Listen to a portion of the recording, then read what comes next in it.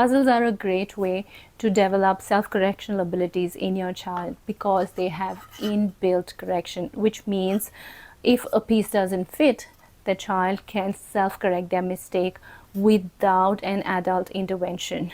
You can guide your child if they're struggling with a piece that doesn't fit by saying, try it another way, move it around, and stuff like that.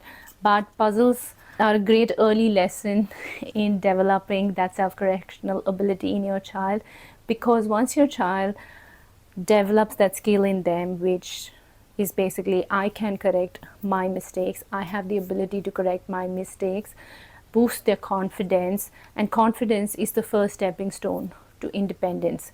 Once you're confident that you can do certain things or you have the ability to certain things, encourages you to do more of those things. And when you do more of those things, your reliance on others to help you do those things diminishes.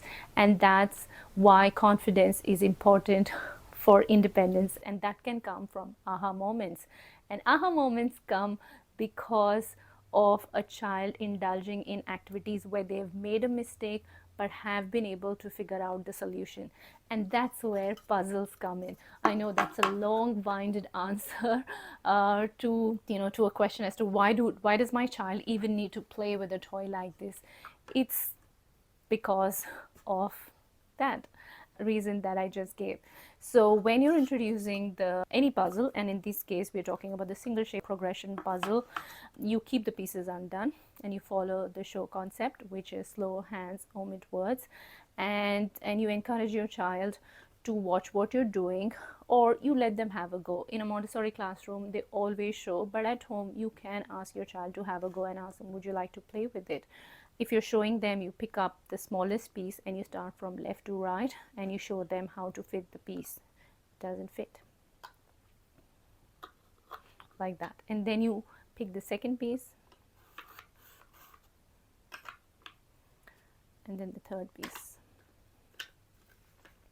And then you take it out one by one and then you let them have a go. A child can visually identify that this piece does not fit. There is a lot of gap. It does not fit here.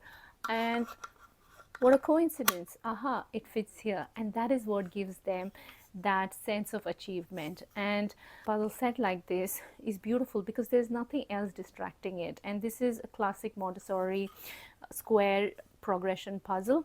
You also get triangle and circle progressions. You can choose to give all three one after the other, but in a Montessori at home environment, you don't need to invest so much in building a preschool around you. Having one set or one example of the toy which can educate your child on that concept is good enough. And that's why we have the square shape progression puzzle. And this progression puzzle builds on the first shape puzzles, which are single shapes, wherein your child is introduced to a square, a triangle, and a small circle.